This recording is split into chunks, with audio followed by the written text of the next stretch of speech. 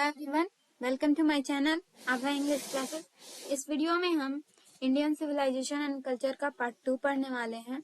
पिछले वीडियो में हमने पार्ट 1 पढ़ा था। आई होप आपको वो अच्छे समझ में आ गया होगा। अगर आपने चैनल को सब्सक्राइब नहीं किया है तो प्लीज सब्सक्राइब कर दीजिए एंड लाइक कर दीजिए, शेयर कर दीजिए अपने फ्रेंड्स के साथ। इस वीडियो में हम 9th पैराग्राफ से स्टार्ट करेंगे। पिछले वीडियो में हमने 8 तक कंप्लीट कर दिया था। ठीक है, अगर आपने वो वीडियो नहीं देखा है तो आप लिंक डिस्क्रिप्शन में आप वहां से देख सकते हैं। सो स्टार्ट करते हैं 9th पैराग्राफ से। तो स्टार्ट करते हैं। तो the Indian civilization as described by me has been so described by its votaries. मतलब यहाँ पे गांधी जी बोल रहे हैं कि जो इंडियन सिविलाइजेशन है, ठीक है, जिसको मेरे द्वारा डिस्क्राइब किया गया है, जिसको मेरे द्वारा व्याख्या की गई है, has been so described by its votaries, वो वैसे ही डिस्क्राइब की गई है जैसे उसके वोटेरियर्स के द्वारा। वोटेरियर्स का मतलब होता है भक्त या फिर फॉलोवर, जो इंडियन सिविलाइजेशन को बहुत अच्छा मानते हैं। वो उन्होंने ऐसी ही डिस्क्रिप्शन दी है, उसकी ऐसी ही व्याख्या की है जैसे कि मैंने उसकी व्याख्या की है। ठीक है, तो वोटेरिस का आपको याद रखना है मीनिंग क्या होता है, डिवोटीज यानी भक्त या फिर फॉलोवर्स। ठीक है, in no part of the world, मतलब दुनिया के किसी भी हिस्से में, the under no civilization have all men attain perfection. मतलब यहाँ पे इस लाइन से मतलब ये है कि दुनिया के किसी भी हिस्से में, किसी भी सिविलाइजेशन में, किसी भी सभ्यता में जो सारे लोग हैं उन्होंने परफेक्शन हासिल नहीं किया। अटेन का मतलब हासिल करना। मतलब कोई भी सिविलाइजेशन इतना परफेक्ट नहीं होता है कि वो अपने सारे जितने भी अपनी सिविलाइजेशन के अंडर में जो लोग हैं उनको एक जैसा परफेक्ट बना सके। ठीक है, कुछ ना कुछ कमियां सभी सिविलाइजेशन में होती हैं, ये बोलना चाहते हैं। The tendency of Indian civilization is to elevate. ठीक है, इंडियन सिविलाइजेशन की टेंडेंसी क्या है, मतलब उसकी प्रवृत्ति क्या है कि वो एलिवेट करता है मोरल बिंग को। मोरल बिंग मतलब नैतिक विचारों को वो क्या करता है, ऊपर उठाता है। एलिवेट का मतलब ऊपर उठाना, बढ़ावा देना। ठीक है, that the western civilization is to propagate immorality. और क्या, और वेस्टर्न सिविलाइजेशन क्या करता है, मतलब पश्चिमी सभ्यता क्या करता है, वो इमोरलिटी यानी अनैतिकता को प्रोपोगेट करता है, फैलाता है, प्रचार करता है। द लेटर इज गॉडलेस, मतलब लेटर का मतलब होता है बाद में। ठीक है, मतलब जो उसका पहले का जो समय था, मतलब जो सिविलाइजेशन का, वेस्टर्न सिविलाइजेशन का जो समय था वो भगवान पे आधारित था। लेकिन जो अब बाद का जो सिविलाइजेशन, मतलब उसी सिविलाइजेशन में जैसे जैसे टाइम बीता तो टाइम के साथ साथ वो गॉडलेस हो गया, मतलब उसमें भगवान पे भरोसा नहीं रह गया उस सिविलाइजेशन में। The former is based on a belief in God. लेकिन जो फॉर्मर यानी जो पहले जो था वो बेस्ड ऑन गॉड था, मतलब भगवान में भरोसे पे आधारित था। so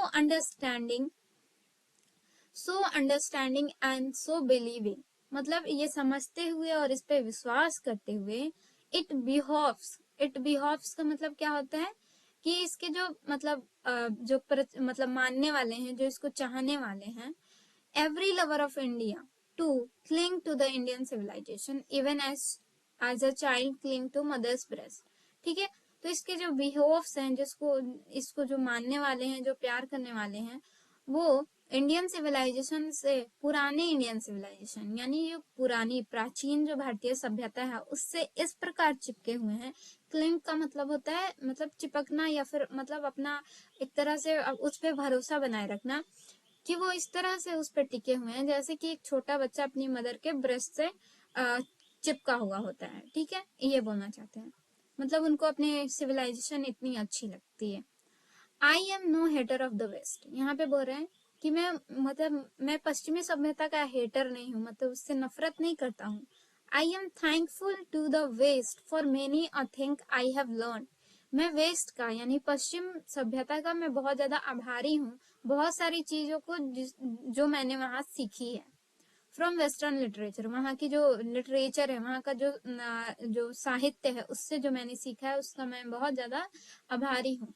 but I am thankful to modern civilization for teaching me that.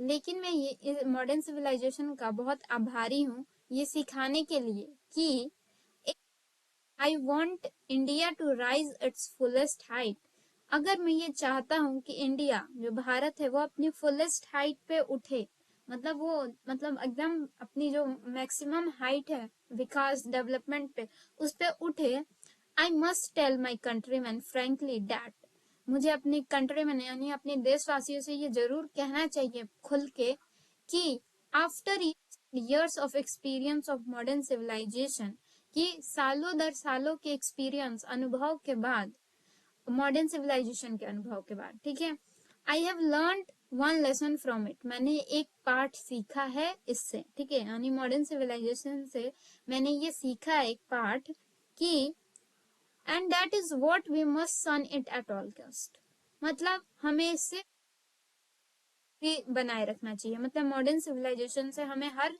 कीमत पे दूर रहना चाहिए। मैंने ये सीखा है मॉडर्न सिविलाइजेशन के साथ, मैंने जो अनुभव किए हैं उससे मैंने यही मतलब एक लेसन सीखा है कि हमें हो सके जितनी से जितनी दूरी बनाए रखनी चाहिए मॉडर्न सिविलाइजेशन से, ठीक है। नेक्स्ट पैराग्राफ देखते हैं। What is that modern civilization, modern civilization क्या है, यानी आधुनिक जो सभ्यता है वो क्या है। It is the worship of material, ये भौतिक का यानी मतलब चीजों का वर्शिप है, यानी पूजा, वर्शिप का मतलब पूजा करना, यानी ये इसमें लोग चीजों की पूजा करते हैं, मतलब वो बहुत सारे इनोवेशन करते हैं, नए नए आविष्कार करते हैं और अपनी सुख सुविधाओं अपनी चाहतों को पूरा करते हैं। It is the worship of the brute in us, ये वर्शिप क्या है, ब्रूट, यानी ब्रूट का मतलब होता है जानवर, ठीक है, हमारे अंदर के जानवर की पूजा है।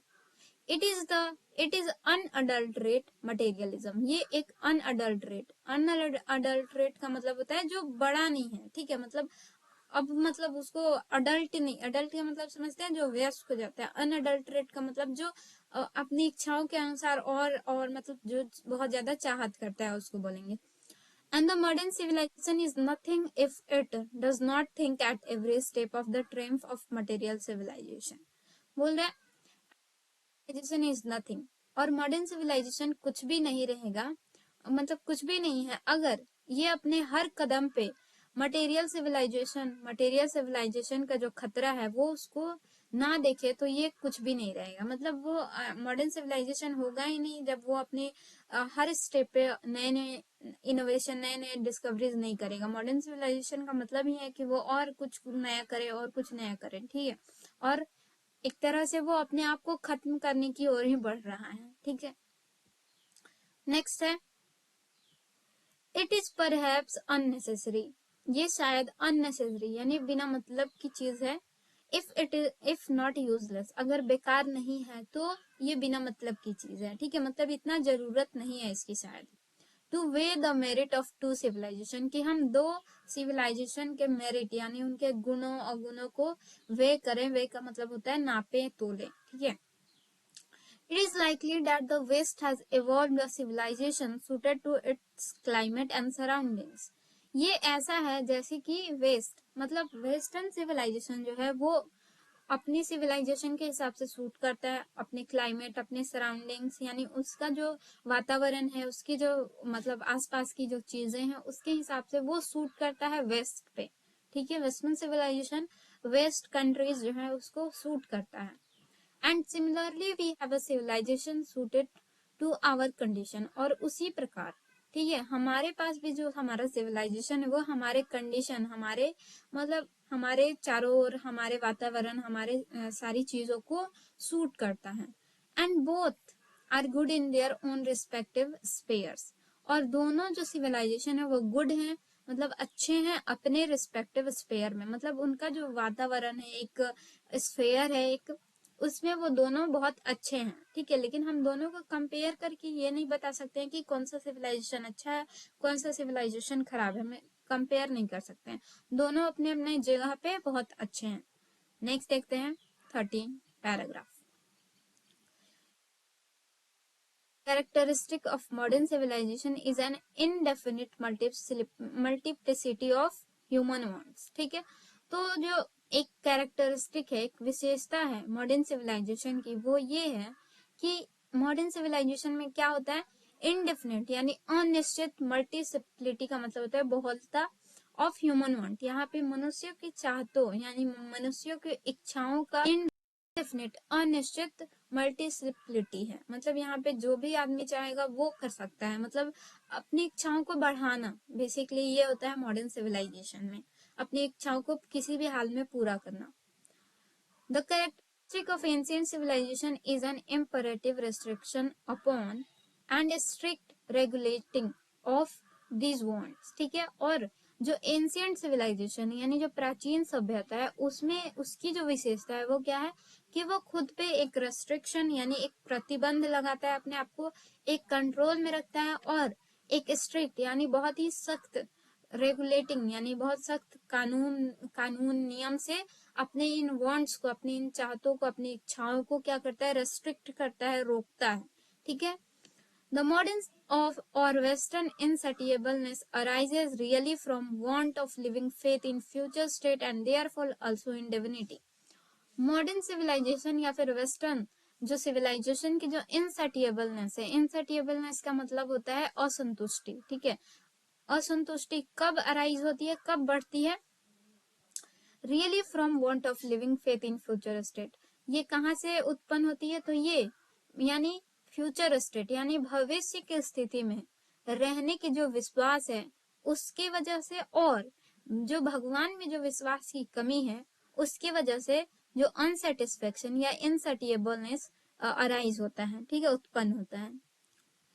The restraint of ancient or eastern civilization arises from a belief, और जो रेस्ट्रेन है, रेस्ट्रेन का मतलब होता है संयम, ठीक है। जो संयम जो है एंशिएंट सिविलाइजेशन या फिर ईस्टर्न सिविलाइजेशन, ठीक है, यानी पूर्वी सभ्यता, ये कहाँ से उत्पन्न होती है, ये एक विश्वास से, often in spite of our self, खुद के बावजूद, अक्सर इन फ्यूचर स्टेट, ठीक है, ये भी फ्यूचर स्टेट में तो अपने आप को रखना चाहती ही है, साथ में ये क्या करती है, एग्जिस्टेंस ऑफ डिवाइन पावर, ये क्या करती है, भगवान में विश्वास को भी बनाए रखती है, ठीक है।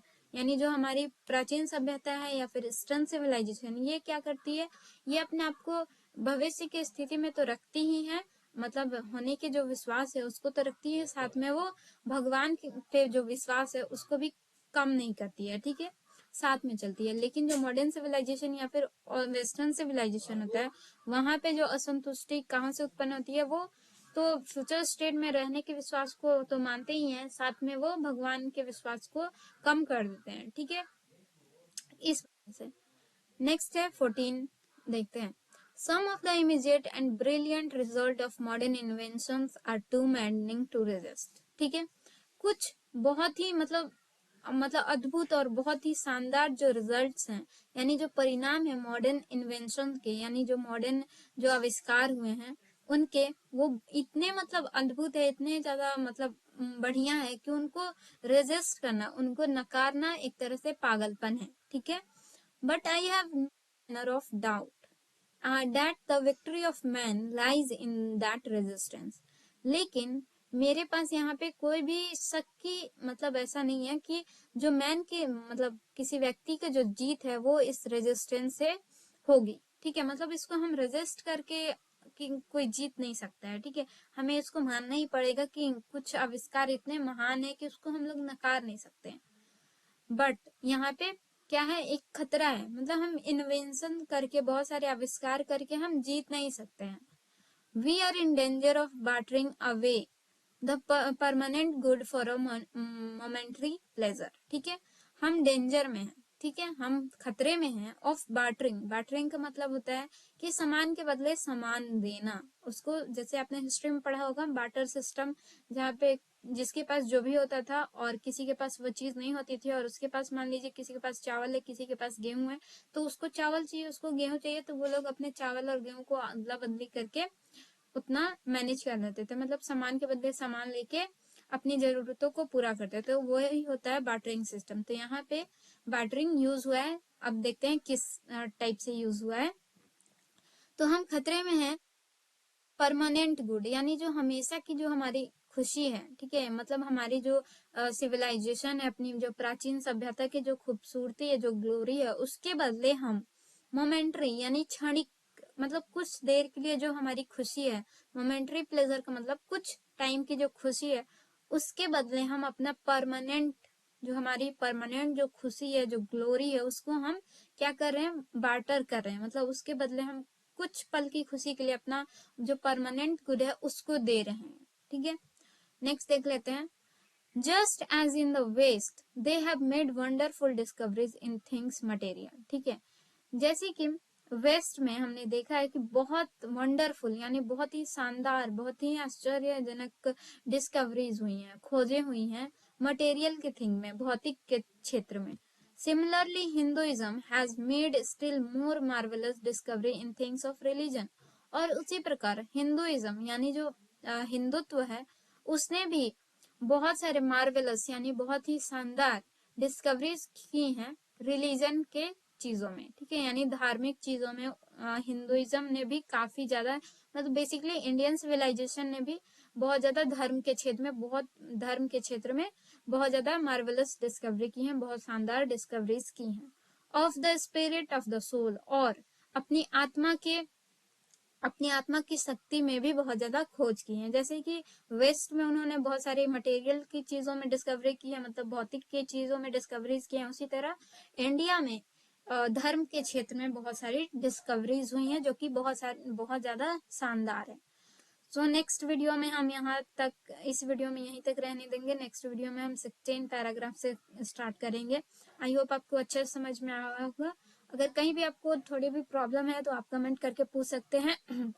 ठीक है, आई होप आपको ये वीडियो अच्छी लगी होगी। चैनल को सब्सक्राइब नहीं किया तो प्लीज कर देना, लाइक कर देना, शेयर कर देना। Thank you for watching.